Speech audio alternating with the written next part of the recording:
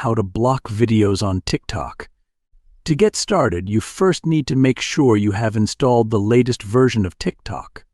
For that, you need to open the App Store on your phone. Go to the search bar at the top and type TikTok. After that, tap onto the TikTok application. As you can see, the application is already being updated. Now, close the App Store and open TikTok on your iPhone. You will find yourself in the homepage of TikTok, where you can view contents that are shared by other users. From here, navigate to a post you dislike. Then, tap on the Share button from the side panel. From all the options available here, tap onto the option Not Interested. As you can see, TikTok has removed the video from your homepage, and it will show you fewer videos like this. So, by following these simple steps, you can easily block videos on TikTok.